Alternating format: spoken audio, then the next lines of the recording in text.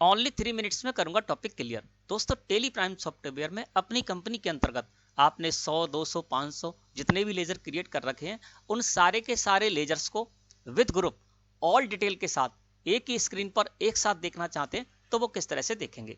इसके लिए आपको गेटवे ऑफ टेली मुख्य मेन्यू पर लिखा हुआ मिलेगा इस जगह पर chart of accounts. Chart of accounts को आपको सिलेक्ट करके और एंटर प्रेस कर देना है तो आप आ जाएंगे दोस्तों चार्ट ऑफ अकाउंट्स में। यहाँ पर अकाउंटिंग मास्टर्स के अंतर्गत सेकंड ऑप्शन आपको मिलेगा लेजर्स। तो लेजर्स को आप सिलेक्ट कीजिए और एंटर प्रेस कर दीजिए तो आपके सामने स्क्रीन इस तरह से अपीयर होगी। अब यहाँ पर आप देखेंगे तो जितने भी ग्रुप के अंतर्गत आपने लेजर क्रिएट कर रखे हैं वो सारे के सारे आपको इस जगह पर दिखाई दे रहे हैं। देखिए यहाँ पर जैसे सन्डी डेटर ग्रुप है और सन्डी डेटर ग्रुप के अंडर हमने जितने भी लेजर क्रिएट कर रखे हैं वो सारे के सारे लेजर्स इस जगह पर दिखाई दे रहे हैं। इसी तरह से ग्रुप दिखाई देंगे आपको इस जगह पर और उन ग्रुप के अंडर में आपने कौन कौन से लेजर क्रिएट कर रखे हैं उनके नेम भी आपको इस जगह पर दिखाई देंगे। ठीक है ना।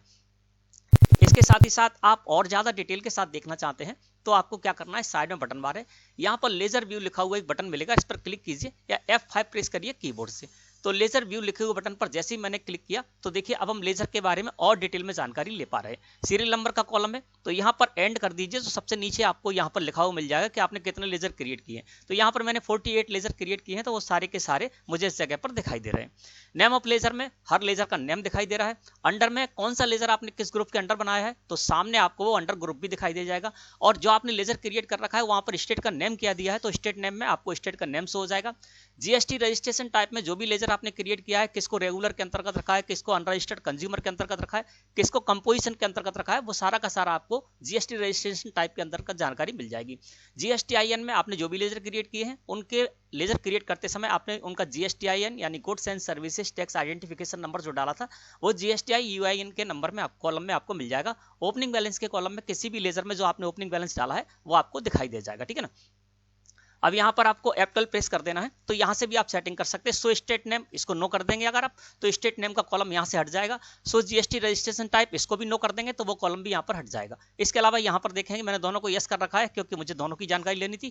इसके अलावा डिस्प्ले नेम ऑफ मास्टर्स है तो यहाँ पर नेम के साथ साथ मैं एलियास भी कर देता हूँ। तो यहाँ पर कोई भी एलियास यदि आपने डाला है तो वो भी आप इस जगह पर देख सकते हैं। जैसे कि गंगा ट्रेडर्स का लेजर है, यहाँ पर मैंने एलियास डाला था प्रदीप कुमार तो वो जिस जगह पर दिखाई दे रहा है। ठीक है ना।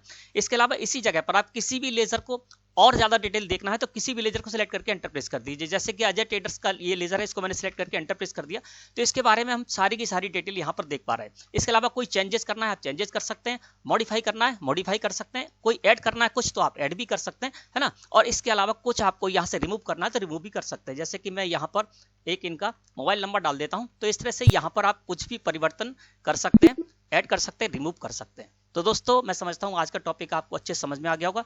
वीडियो अच्छी लगी हो तो लाइक करें। धन्यवाद।